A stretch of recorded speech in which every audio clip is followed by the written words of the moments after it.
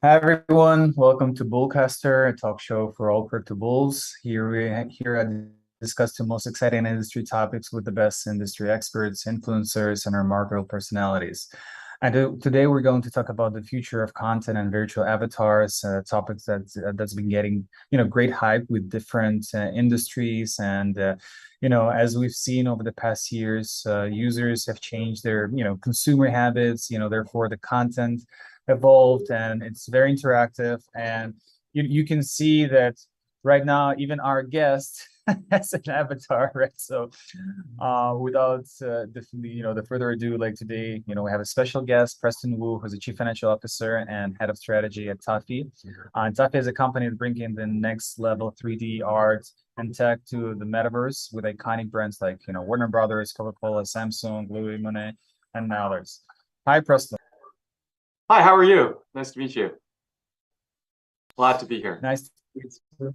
Yeah, we're glad to have you here, and yeah, I'm sure we have a lot of people who would love to hear your story and about your background. But before that, I just want to remind you that after we ask questions, to Preston, then we're gonna have interactive parts. So prepare your questions. Doesn't matter if you're connecting from YouTube Live, LinkedIn Live, Twitter, Facebook. Our moderators will collect the questions and we'll ask them directly to Preston. So Preston, tell us a little bit about yourself, about your journey, and then we'll get straight to the virtual avatars topic. Sure. I'll be brief on this one. So as you mentioned, I'm the Chief Strategy Officer and Chief Financial Officer for a company called Tafi. We're also known as DAZ 3D. And so we have a couple different brands. The company's been around for 20 years, providing avatar tech and content throughout Web 1, Web 2, Web 3. Millions of downloads and users of our software and a lot of different applications of our avatar tech on mobile and gaming apps, all sorts of things. So I've been, my personal journey, I've been in tech for over a decade. So I've been the CSO, Chief Strategy Officer, or Chief Financial Officer of tech companies in the robotics space. Did a carve out of like Raytheon and brought, exoskeleton tech to to industrial use cases from military uses. Been in wireless, so hardware, software, cloud. I've also been an investor. I'm currently an investor as well, tech investor for a couple of different family offices.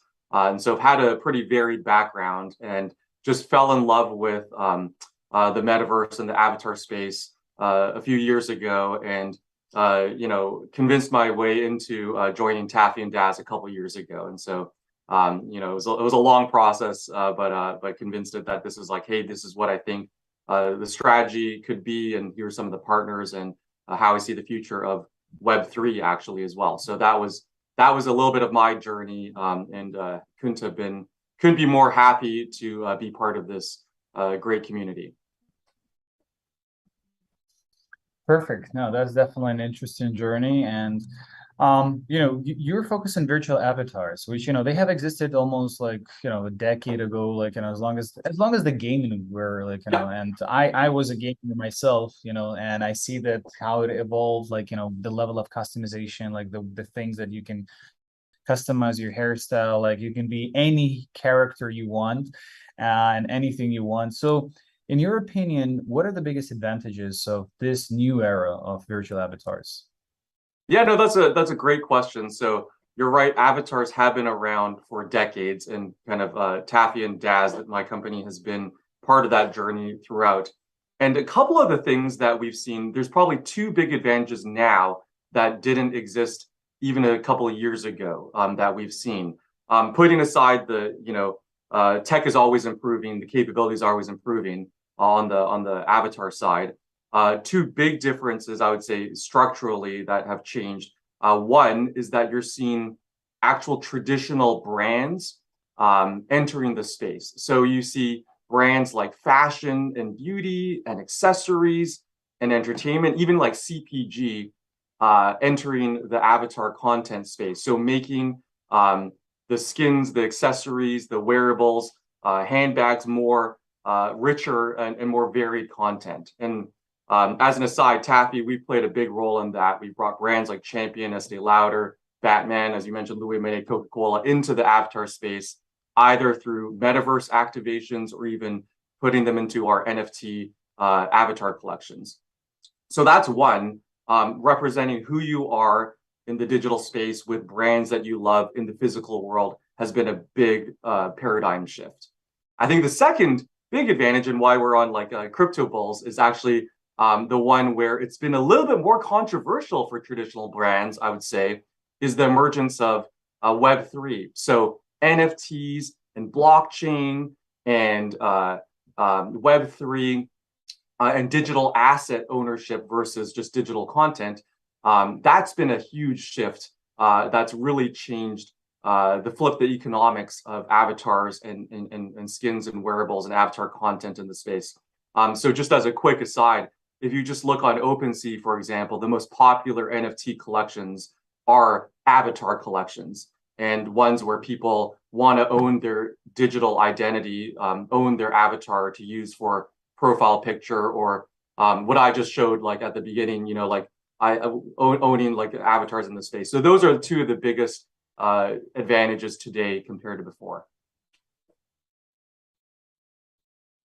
So that's interesting. So right now we're talking about like one thing that we're seeing today is virtual avatars is, you know, we're using them as different marketing strategies for big businesses, as you mentioned, right? The companies transform and they try to be more active in this arena. They try to be fresh, right? You know, up to date with the technology. And you know, we see now, like, you know, for example, I don't know if you know this Zoe Veer, like a fashion model, which is, you know, completely like a virtual, like, yeah, virtual characters that are becoming like sometimes more popular than real human beings. Like, so what impact do you think this will have on consumers? You know, does it really change the rules of the game, and how do you think we'll interact in the future?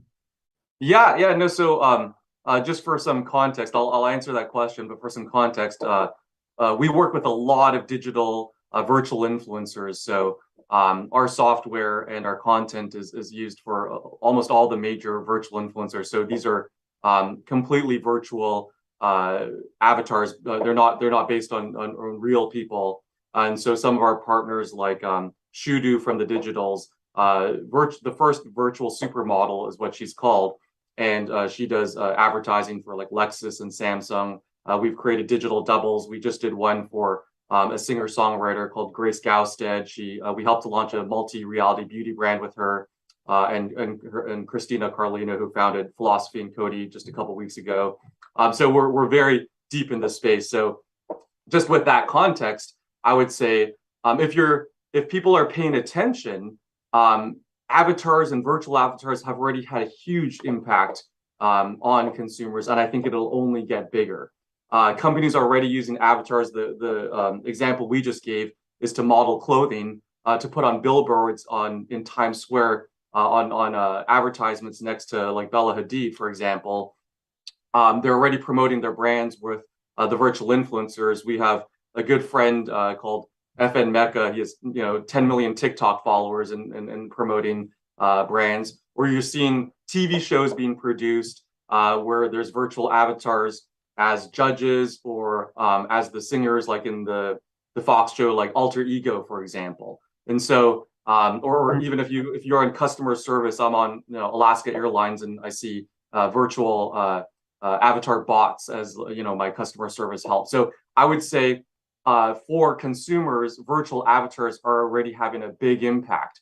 I would say it's still a little bit, there's onboarding to do with companies and with consumers too. So while it's already had a big impact, as the tech gets better, as content gets richer, as companies and consumers get more accustomed to it, I think it'll only increase, exponentially.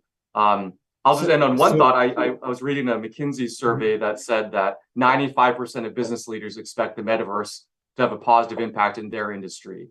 And you can't have metaverse experiences, immersive experiences without avatars. So I think that's a big deal. So obviously you already partially answered my next question. So I would ask you something different, which I think, like, just from the flow that we're touching upon, like, it was interesting. Like you mentioned, so obviously avatar is already part of our life. It's not even a question. But what is interesting is a business model, because in terms of the models, as you mentioned, that are already advertising for big brands. So that means it's not that you mentioned yourself, they're not part of like a real personality. That means an agency, right? Probably modeling agency controls those avatars, right? So Yeah. how would the revenues work? Because an avatar cannot negotiate a good compensation for themselves, right? So how would that even work? Maybe you can explain that. Yeah, I mean, so there are virtual influencers on like Instagram and TikTok where there's a team behind them creating and producing the content. So the economics are just like an IRL person being a virtual influencer. They have to create that content, they have to get the followers, and there's costs associated with that. And then they will charge brands, whatever they charge. There's like a chart to see the more popular you are, how much more you charge to promote brands. So there's that model where it really depends on how efficient you are in creating your content and getting that fan base and that follower base as an individual or as a team to create virtual influencers. It's not necessarily modeled after yourself. It could be fantastical. The second I would say is that agencies, as kind of you're alluding to, and we've worked with several agencies, they create their own virtual influencer or virtual avatars. One of our favorite partners is a company called The Digitals with two I's, DIIGITALS, and they have a portfolio of virtual influencers. So they're responsible, and they act as a metaverse agency in a lot of ways, and so they will charge. There's still cost to creating that model. There's still cost to animating it, to making them walk on fashion runways, and they will charge the fashion brand or the car brand or the consumer electronics brand to be part of that billboard, be part in that Vogue magazine article or in in any type of fashion, New York City Fashion Week type of thing. So there's right now, it's basically modeled after a lot of the physical, physical costs, but I think in the future, as the technology gets, more user friendly, as companies can start doing it themselves, I think that'll shift a lot. I think that's what you're probably alluding to, Constantine, is like in the future, when companies themselves can do it and they're not reliant on agencies or teams of 3D artists or designers or developers. That's really going to be an interesting employment model to watch. I would say. Yeah, because right now what we're seeing is basically the content strategies, they win. Like if you're able to generate good hype, Yeah. I mean, because it's arbitrary of like how much do you like, it's as you mentioned, like I don't know, like some top Victoria's Secret models, right? You understand why you pay a premium for, let's say, some like a name that has already like some accolades and some reputation, and like you understand that this part. Now if it's a virtual avatar, right? So what's the difference between one virtual influencer that has 100,000 followers between the other, right? It's only the way that you can see engagement, right? And how they market it. Like, so the agency basically controls this, and it's like it can be $400 per post or 4,000. Who knows, right? So that's what's interesting. So it's a very early stage, but I think for people who are listening to us, what's also more exciting, this is a completely like new business model. If you're great at it, like you can create your own, like and basically make money. You don't even have to be a real human being to do that. Just produce good content, which is fun. Yeah. So You which don't have brings to us to win the another genetic question. lottery. Sorry, go ahead. Yeah, well, again, in the avatar space, you actually need to do a good rendering. So that's no, you don't have to have a good genetic lottery like in this world. So this is another thing, like it gives you an opportunity to be whoever you want to be. But it brings us to a different question, which is more concerning about the role of data and privacy protection, like and the ethics between it. How do you think it's going to evolve, like the personal data and the private data? Because people can take, let's say, the mix of, I don't know, Penelope Cruz and Angelina Jolie, just on top of my head, right? And then mix them together, and then the certain features will be very similar to a person who is like real, and they can claim that, oh, by the way, I'm not okay with this, right? Like, and so how would that work in your opinion, and who would protect this information? Yeah, I mean, you're already seeing, I've already seen on social media a lot of the deep fakes, for example, right? And so using likeness of celebrities. So this is a a very it's a great and legitimate question. People can create avatars, either stay anonymous, and then there's like privacy and ethics questions about that, and a lot of positive, and I think out of that as well. But if you are able to use the likeness of someone who doesn't want that, how do you combat that if you're that person? And there's a lot of things that can be a lot of ethics and privacy issues associated with that. I would say it's still evolving. There was a lot of concerns not using likeness, but in terms of like ethics when we entered Web 1. And so a lot of the Web 2 apps, the social media companies, the fintech companies, a lot of the brands that created the apps in Web 2, the gaming companies, a lot of the policies, they did a pretty good job of trying to balance privacy and ethics and respecting IP rights, I would say. We're seeing some of that in Web 3, in the NFT space. There's kind of a lot of self-policing, I would say, of respecting IP rights and being positive in the community. So I think those are good mindsets and attitudes that we're currently seeing in Web 3. But certainly, I'm not saying that's a solution. Those are good principles. And my perspective is like, let's try to strike the right balance, especially as we're entering Web 3. Let's borrow some of the good concepts that were created in the Web 2 world. And this is with any advent of great transformative tech, there's trade-offs too that we're going to have to mitigate and manage. And so I don't have a great answer for you, Constantine. It is certainly a topic to an issue to consider, and us as we're shaping, I would say, on the show and people that are interacting in the space, it's kind of we should do a good job in setting the table right as this new era comes to fruition.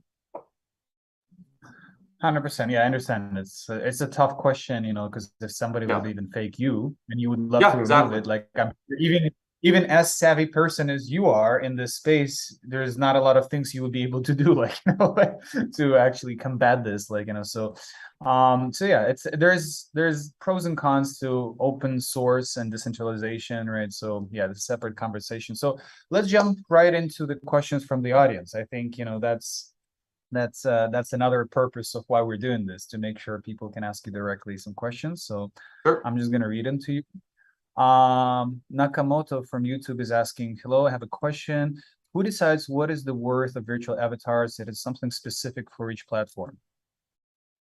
Yeah, I mean, it really depends on the context and the platform. So if you're in Roblox, for example, and there's metaverse, there's a certain established price band that the users of Roblox, and I'm just using that as one example, will pay for, like, hey, I want to upgrade my virtual avatar so I can be more immersive in Roblox, and that's a certain price point.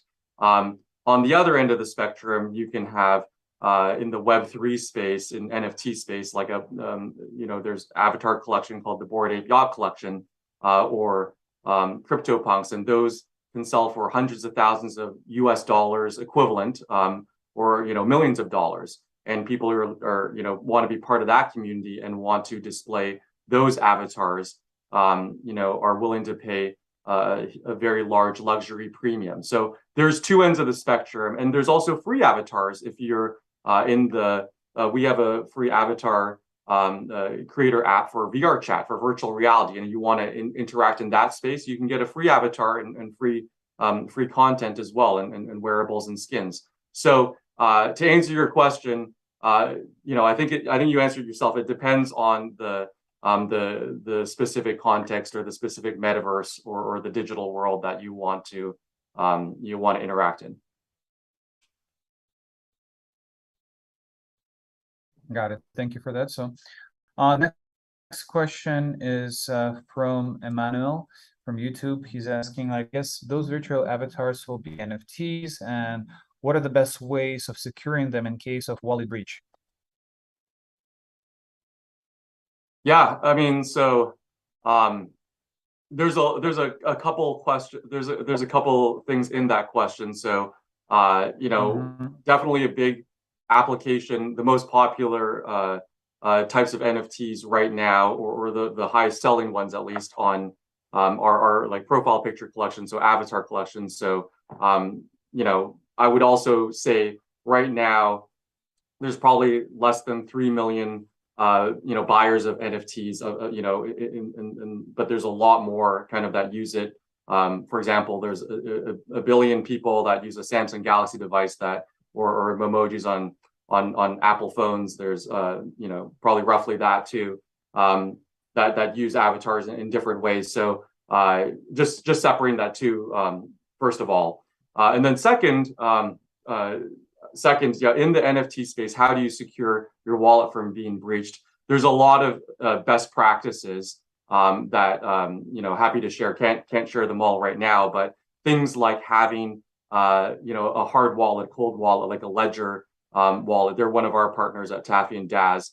That in itself doesn't guarantee if you click on a bad link and you sign your wallet and they can access it at a later point, even if it's a hard wallet. And so there are several best practices to prevent your wallet from being breached. And so, that's very important. And I think if you go on the Ledger website, they can kind of walk you through a lot of that education. If you go in one of our Discords, we always have a safety section and as a sub channel in Discord. So there's a lot of big things, but right now, that is certainly a concern that once it's been breached, like what do you do about it? And in the Web3, in the current environment where it's there's not one single owner, it's not a custodial app, it's decentralized.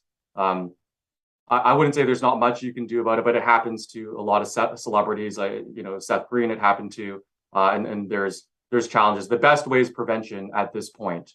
To ensure best practices in managing your security well. I don't want to speak too much because I'm not saying I'm the security expert in this space on the NFT. A lot of people at my company are, and a lot of companies are focused on that as well, like Ledger.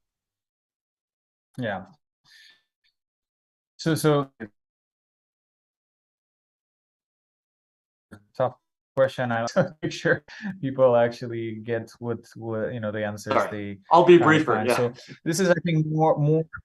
Yeah, no, that's fine. So I appreciate the insights, and this I think you will be able to answer yours by yourself for sure. So this is from OZ from YouTube. He's asking, how did Tafi contribute to the shift of in content and the crypto industry, and can you name your achievements in the particular topic? Sure. In the crypto industry, we've been very active. Just as a very high level, we provide end-to-end. I would say we've been very active in the NFT space. I'll put it there. So that's how we've been contributing to the crypto market is primarily right now through the NFT space.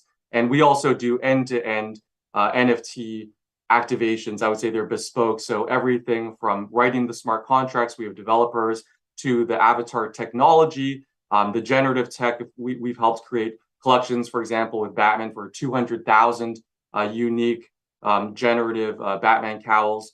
So everything from the marketing, managing 24/7 Discords and Twitter, to minting, to launching, to utility and roadmap, providing in-game experiences or in-app experiences, to brand partnerships. We kind of do all that end to end. So that's what our capabilities are. Some of our work products, and we mentioned it at the very top of it, was, for example, we provided all the 3D files and 3D rigging and a lot of the solutions for our partners at Artifact CloneX. So that's one of the top 5 blue chip NFT collections. There's 20,000 of them. They're very active in the space. They got acquired by Nike. So a lot of people in the space are creating based on the 3D files we released on July 4th. So that's one. Another one I alluded to is we worked with DC Comics and Palm NFT Studio to release a collection of Batman cowls. And so Batman is the most popular, DC superhero out there. They actually have billions of fans, which is like amazing if you think about the world population. But that's another contribution we made. We've also released our own NFT avatar collection called Non-Fungible People, and that was designed.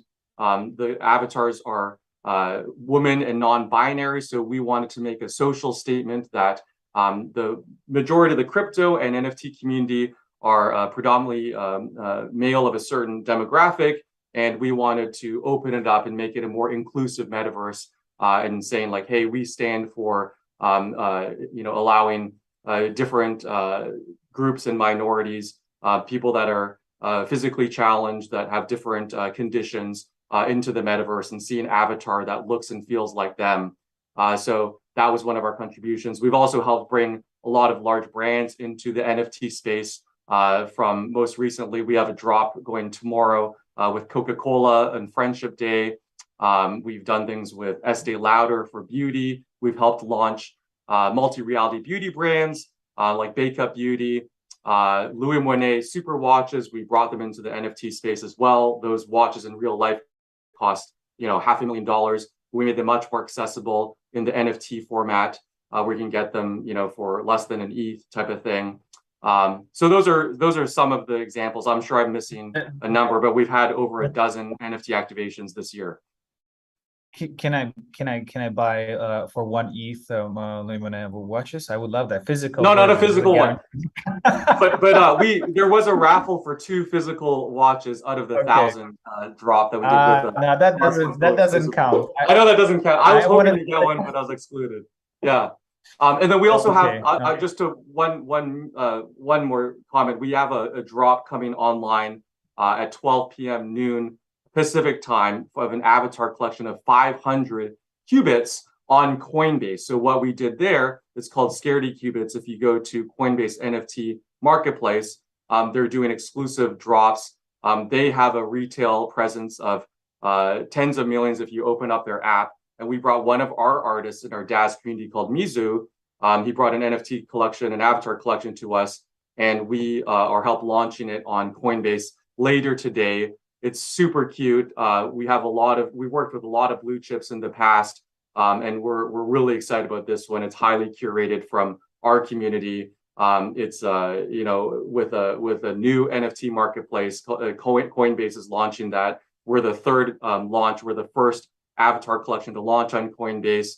It's the first NFT collection developed by this artist during a very special time of him when he was nervous and scared, and it's very topical to today's environment. But things that gave him comfort and bringing it to the market. If you check it out, it's a great story. I feel like whenever you buy an NFT that's art, you kind of you emotionally connect with the artist very, very closely. So that's something coming online later today in just a few hours. Yeah. And we're gonna share the link after our conversation, so people will be able to see it in the body of the in the description. So I think probably we're gonna do 1 or 2 questions more. So and for Bufus is asking, so do Bull Perks and Tafi have a common goal in the crypto space? Oh, that's the question. Do Bull Perks and Tafi have a common goal in crypto space? A partnership would be nice. We haven't discussed it, so maybe we can do like a impromptu, right? Well, what is your opinion, Preston? Listen, we're on a show together. I mean, I saw the general topics. I know we're in the same circle. We have mutual friends and people that we both respect and trust that stand for the same values. So I imagine there's a lot of overlap in trying to advance Web3, advance crypto. I don't think things should be governed by sovereigns. I think things should be democratized. giving access and digital ownership are values we stand for. And from what I know about the show and Constantine, like it sounds like we're aligned in many ways. But I don't want to speak for you. I'll just speak for myself and my company. There seems to be a good alignment from our perspective. 100%. I think there are different, what you just described, and partnerships with brands. So we might do maybe some mutual projects together in the future, like mutual drops or other ways to collaborate. But that will be like not officially. We cannot discuss it or like there's no official announcement so today. That will be later. Exactly. Yes, maybe for the future. But it's a good push and a good question. So last question, I think that a lot of people try to understand, and we'll finish with that for today. It's just like if I think about the value creation for the owner, I think it's more for utility. So Crypto How is asking from you, are these virtual avatars purely aesthetic, or do they bring any value to the owner? I think he's referring to the last drop in the collection you've been talking about, and maybe some others if you have. Oh yeah. So so I'll try to be brief because I can talk about this for hours, as I'm sure your audience now knows, unfortunately. But 2 minutes. 2 minutes. Yeah, 2 minutes. So overall, I'll just say overall, what our company does, our software, if you put it in, we build it, we make it interoperable. And so if we build it in our system, you can export it into all the major 3D file formats, Max, Maya, Blender, Cinema 4D, Unity, Unreal game engines. We're also past the walled garden for a lot of games and apps, whether it's Roblox, Decentraland. There's no walled garden there. I just didn't mean to misstate that. But some games and apps have walled gardens. Some are more open, and we're probably providing content in most of those already. So on a high level, a lot of the NFT collections we work with, we provide that utility, and we released all the 3D files for Artifact CloneX with our partners there just on July 4th. So that's a super high level. As it relates to the Scaredy Qubits collection going online at 12 noon, we do publish the current roadmap that we're committing to on the website itself. So if you go on the Coinbase NFT marketplace website, then you see a link to the homepage of Scaredy Qubits, and you can see like we're saying things like, hey, you'll get there will be a giveaway of a one-of-one custom. There will be plushies kind of as part of the roadmap.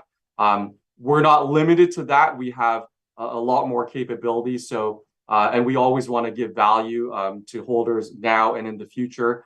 So there, it depends on a few things, but there is already an established roadmap. And I would also say we always like to surprise and delight holders as well.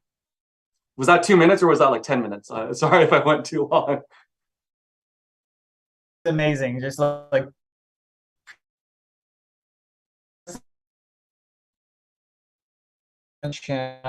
for your again, for joining BullCaster, and we're definitely willing to see you more. And please, every Friday 3 p.m. UTC on YouTube Live and other platforms, if you join from Twitter, LinkedIn, or Facebook, please join us, and we can have more and more amazing experts like Preston. And today, time, and hopefully we'll partner somehow together. Thank you so much for having me. It's been a pleasure. Thank you. Cheers. Take care. Cheers.